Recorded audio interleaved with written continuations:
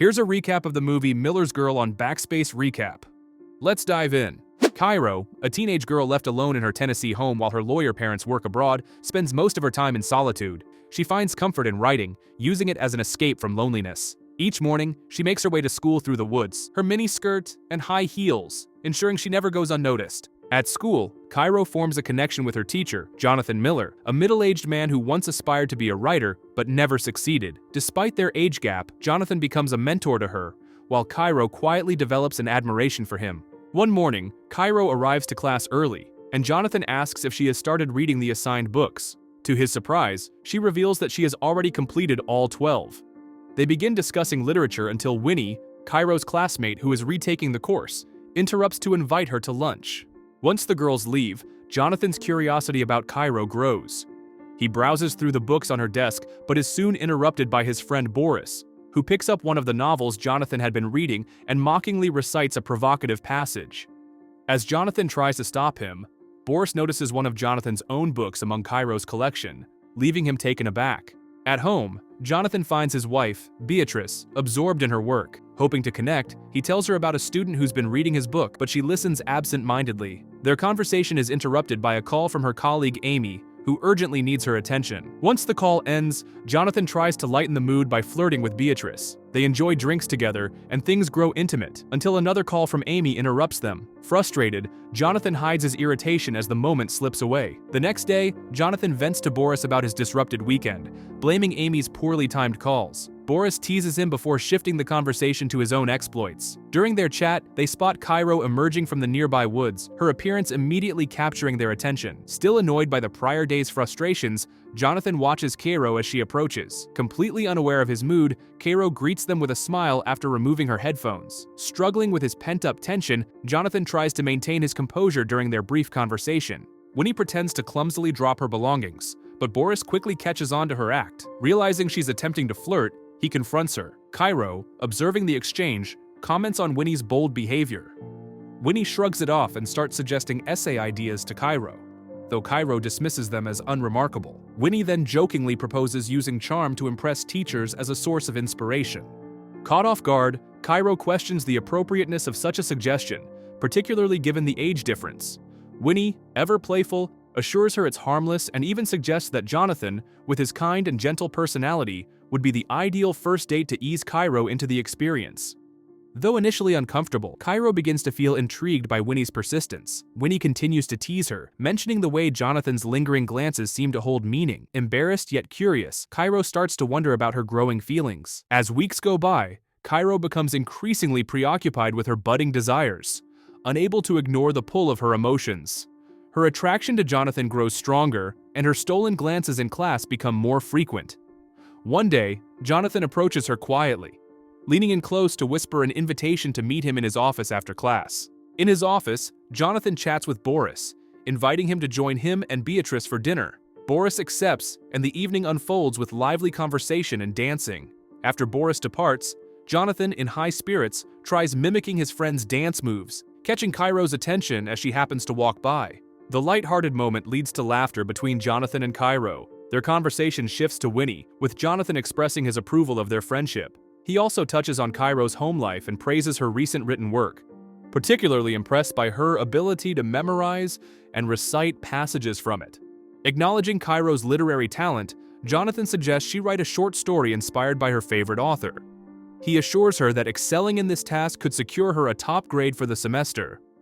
Excited by the challenge, Cairo eagerly agrees. Cairo surprises Jonathan by revealing she's read his books, quoting a passage from his debut work, which he admits holds deep personal significance. He confides that marriage has brought stability, but drained the inspiration that once fueled his writing, prompting Cairo to encourage him to reignite his creative spark. Jonathan suggests meeting over the weekend to discuss her short story. At their meeting, as a poet performs nearby, they reflect on how their conversations have sharpened their literary perspectives. Cairo sneaks a glance at Jonathan, who listens intently to Eliot's verses. Later, they exchange critiques of the poetry, trading observations and opinions. When Cairo lights a cigarette, she offers one to Jonathan. On a fresh school day, Cairo decides to revamp her style.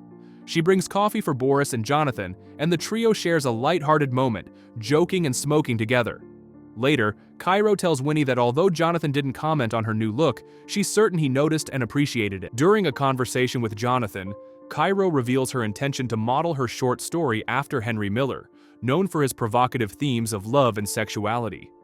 Though initially concerned about potential backlash, Jonathan ultimately trusts her judgment and gives her the green light. Jonathan's phone buzzes with a message from Beatrice, inviting him on a weekend getaway. Preoccupied by thoughts of his wife, he hastily approves Cairo's writing project without giving it his usual attention.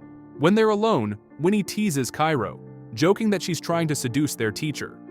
She playfully mimics Cairo's supposed attempts, leaving both girls laughing at the absurdity of it all. While Cairo searches for her misplaced phone, Jonathan's day is repeatedly interrupted by Amy's insistent calls.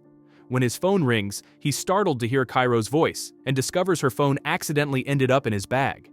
As they talk, Beatrice expresses frustration over their delayed weekend plans. Jonathan offers to return Cairo's phone and agrees despite the approaching storm. As he nears her house, the rain pours heavily, and he spots Cairo walking outside in a provocative dress, drenched by the downpour. Their eyes lock, and an intense moment unfolds. Drawn to each other, they meet in the rain, where a surge of passion leads to a deep, consuming kiss.